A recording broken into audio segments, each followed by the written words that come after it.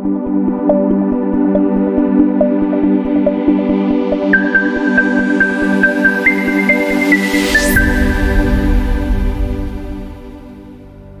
mga kapatid? Welcome po sa YouTube channel ng BizWater Technologies. So, topic po natin ngayong araw ay demonstration sa verification process ng BizWater machine. Start na po tayo. So ito po yung ating tinatawag na feed pump na siyang umiikot ng tubig dun sa ating raw water storage tank. So paano po ba gumagana yun? Ito po yung ating control system sa ating machine. So naka-indicate na po yung lahat ng process na nangyayari sa ating machine. Okay, magsimula po tayo sa ating source water. Ayan. So, sa source water, yan po yung deep well or namasa. Okay? Pagpasok dito, dadaan po siya sa ating first filter na tinatawag. Yan po yung ating 10 micron filter. Okay, so ano ba yung micron na yan? So ito po. Yan po yung unit of measurement pagdating sa solids na nasa tubig. Okay. Pagpasok dito, fi-filter na po natin yung tubig ng 10 micron. Okay. Yung mga 10 micron above na mga sediments, automatic po siyang masabit sa ating filter. Okay. Next, pagka-filter natin ng tubig, andyan na yung ating first tank. So sa purification process ng BizWater, meron po tayong dalawang storage tank na tinatawag. So ito po yung ating raw water storage tank. Okay. So sa raw water storage tank na yan, meron po tayong high and low level water sensor na tinatawag. Pag napuno na yung ating storage tank, automatic na po yung mamamatay. Then pag wala naman pong laman or nabawasan na yung laman niya, automatic na po siyang magkakarga ng tubig. Yung po agad. Okay. Next is yung feed pump. Ano yung sabi ko kanina. Okay. Ito po yung ating feed pump. Nahihigop ng tubig dun sa ating raw water storage tank. Ayan. Kita nyo? Pagpasok dito, meron po tayong automatic pump control na tinatawag. Ano bang gamit nito? Ang gamit po niyan ay para malimit natin kung gaano kalakas yung pressure na dadaan dito sa ating multimedia filters. Ayan. Tatlong yan. Tatlong yan yung ating multimedia filters. Okay. Magsimula po tayo dito sa ating anthracite na tinatawag. Okay. So, ano po ba yung gamit ng anthracite na to? So, yung anthracite po na ito, yan po yung ating anti-discoloration and pampaalis ng mga latak sa tubig o yung mga buhangin, putik. Dito po yun mafi-filter sa anthracite. Next, ito naman pong carbon. Okay, so ano po bang gamit ng carbon na yan?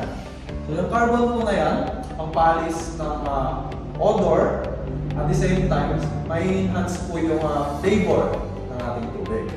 Okay? Pagpunta dito, alisin na natin yung mga impurities gaya ng buhangin, putik, even discoloration sa tubig. Next, aalisin natin yung odor and then i-enhance natin yung taste ng tubig natin. Last, ito yung ating multimedia softener or water conditioner na tinatawag. So, ano bang gamit nito? So, sa tubig, meron pong hardness na tinatawag. So, aalisin natin yung calcium and magnesium sa tubig. Nang sa ganun, pag iinumin natin yung tubig, malambot na siya sa lalamunan. Ganun po yung gamit ng ating water conditioner or ion exchange resin na tinatawag. Okay? So, ito pong machine na to, naka-automatic po siya kung makikita, no? So, lahat po ng mag-filter ng impurities sa tubig, automatic po i-flush out ng machine natin. So, magsiset ka lang po ng time dito, automatic na ilalabas sa drainage yung dumi. Next!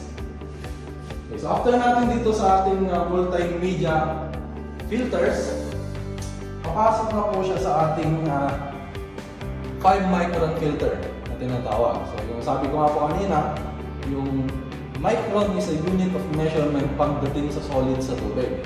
So meron po tayo 5 micron dito, and then 1 micron. Okay? After nun, papasok na po siya sa ating high pressure pump na tinatawag. So, kung makikita nyo po yung motor na yan, napakalaki po niyan. So, meron po dito pump na magtutulak doon sa ating membrane na tinatawag. So kailangan mo ng malakas na pressure pagdating sa membrane nang sa ganon, may flush out ng maayos lahat ng impurities na nasa tubig. Okay. Ito yung membrane natin. Sa purification ng purified water, ito yung pinaka-main ingredient niya. Pag wala ito, ang lalabas na tubig is mineral water. Okay. Dito sa membrane, nangyayari yung separation ng tubig. Yung tubig na may mineral content, and then yung pure water lang. Okay. So yung 50% ng tubig lalabas as reject water. Yung other half lalabas as purified water. Okay? So pagdaan dito, yung 50% lalabas as reject water. So depende po yan sa source water ng customer natin. Yung product, pupunta na sa ating storage tank. Pangalawang storage tank. So ito po yung ating product storage tank na tinatawag. So makikita nyo, napakaganda po ng ating control system kasi maintindihan nyo po kung paano yung process na nangyayari sa machine ninyo. Pagpasok po dito sa ating membrane, pupunta lang po sa ating storage tank. So yung tangke po na yan, purified water na po ang laman niya. Ayan. So yung tangke po na yan, meron din po siyang high and low level water sensor. Ibig sabihin, hindi mo problema kung mapupuno yung tubig mo or pag walang karga yung ating tangke. Automatic siyang magkakarga and then automatic din siyang titigil pag puno na yung laman niya. Okay? So after mo dito sa product tank, minsan meron po tayong tinatawag na impurities pagdating sa ating tubig. So, meron pong mga nag-accumulate na bacteria kadalasan dito sa ating storage tank.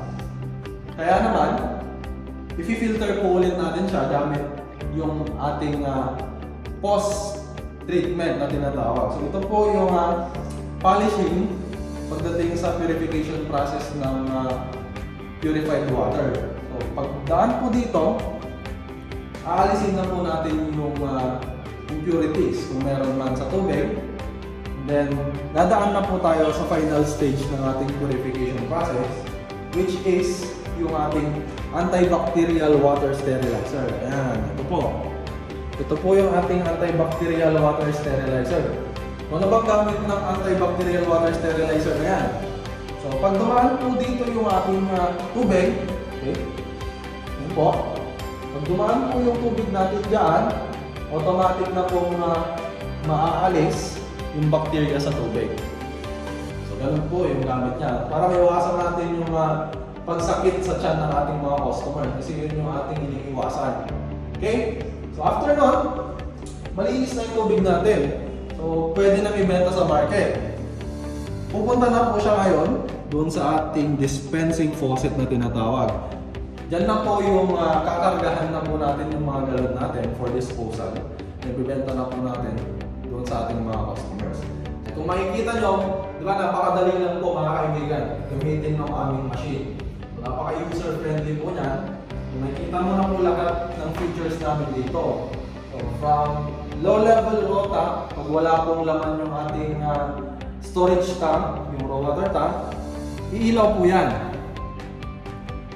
Next, pag nagka-problema po yung ating feed pump, ito po, pag nagkaroon man ng problem ito, masunog man, or mag-trip, or mag-overheat, iilaw po dyan. So, ganun po kaganda. Pag low pressure yung ating machine, ito po. Ito po yung ating indicator na kung saan dito natin malalaman kung nagka-low pressure ba sa ating machine. Kung saan umiilaw dito. Yan. Pag nagkaroon ng problema yung ating high pressure pump, ito po yung ating high pressure pump. So, meron po tayong nilagay na features sa ating machine na kung sakaling mag-trip man yung ating motor, automatic po na makikita mo dito. Hindi ka na mahuhula sa kung saan sa machine mo yung may problem. Next, pag walang laman yung ating product tank, ito yung pangalawa nating product storage tank. Pag wala pong laman yung tangke, ayan, iilaw na po dyan. Pag puno na yung storage tank natin ng product, iilaw din po dyan. So, ano ba yung pinakamagandang feature na nilagay namin sa machine namin? Okay, meron po siyang auto-flashing na tinatawag. So, bagong mandar yung ating machine, lahat ng na-stock na tubig dito sa ating machine, ipa-flash out mo muna. I mean, itatapon mo muna. And then, saka siya aandar para gumawa ka ngayon ng purified water. So, ganun siya kaganda. Diba? Para at least, ma-maintain mo yung quality ng inyong tubig. Okay? So, ganun lang kadali gamitin yung aming machine. So, if you guys have any other questions regarding water station business, you can visit our Facebook page at facebook.com/bizwater or visit our website at www.bizwaterph.com. Ayun lang guys. Maraming salamat po sa panonood. See you guys next time.